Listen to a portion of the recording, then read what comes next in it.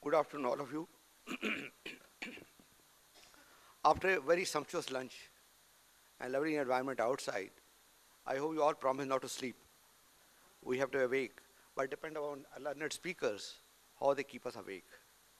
Let me tell you at the outset that I would like to compliment the Birla Institute of Management Technology and Milgrow's chief, Mr.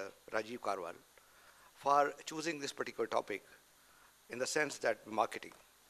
Our studies of IMA has shown almost 70% of the SMEs, 70% SMEs, when we asked them about their constraints, 70% said marketing is the biggest constraint. Although in every forum we talk about finance, but we figured out finance is next to marketing, 25%, a big gap. And the technology is about 15%, 15% enterprises. And then in the area of infrastructure, 14.6%.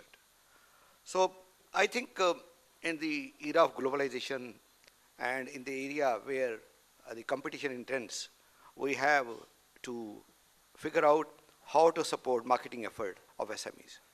Keeping that, therefore, I'd like to compliment both the organizations for a very wonderful job, Mr. Chaturvedi and Mr. Rajiv Karwal. Now, the subjects chosen are quite interesting, particularly this particular subject on collaborative effort between the enterprises and otherwise is also very significant. If you look into this, the efforts for collaboration have been going on for a very, very long time.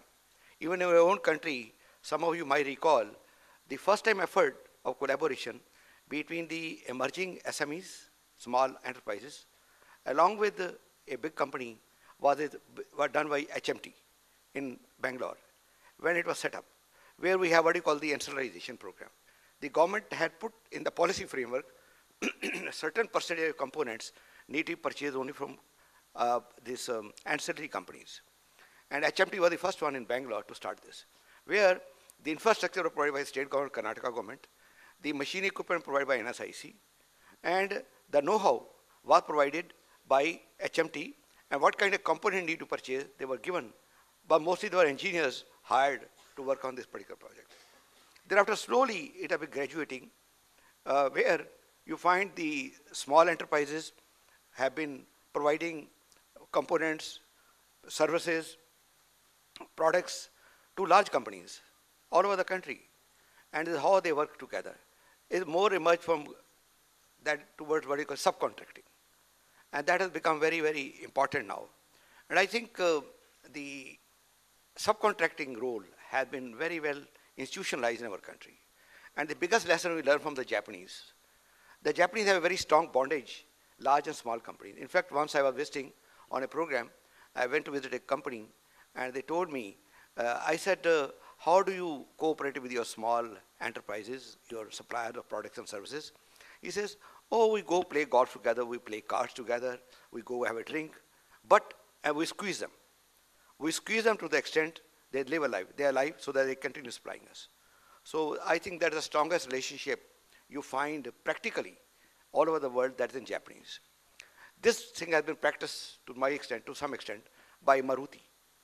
You will recall that ancillarization, the subcontracting program they had, they gave not only know-how, they picked up the vendors, they also gave them training in Japan for component, a broad collaboration between the component manufacturers of Japan and Indian companies, Maruti's subcontractors, and this has been doing wonders.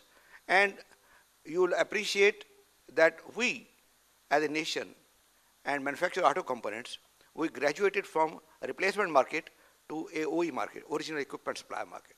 So I think that is where this collaborative effort is. So this session on what you call the competing blindly versus collaboration is very, very significant. I strongly believe in today's era, standalone enterprises, I repeat, standalone enterprise, very little chance to survive.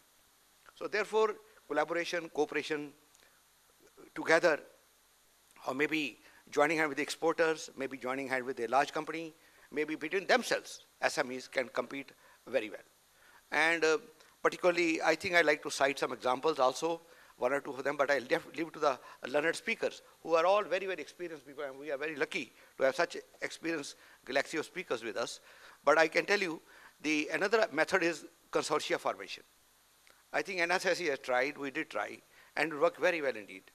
Companies which are working together and they have joined together, like first one such collaboration effort we did in Tirupur, the famous hosiery products manufacturer, and it worked very well.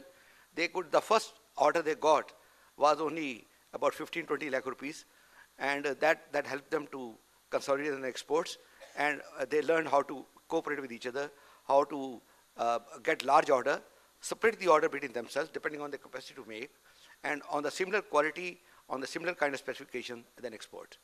Like this, I think a consortia formation, either for supplying to large company, many companies are supplying their cable conductors in Calcutta area to the electricity boards and others, exporting also through this cooperation and called consortia formation. There are many new methods, there are many things emerging in the era now. I think we learn from more of the learned speakers and from them. I thought by way of brief introduction, I take the prerogative of saying few words, my own thinking on the subject.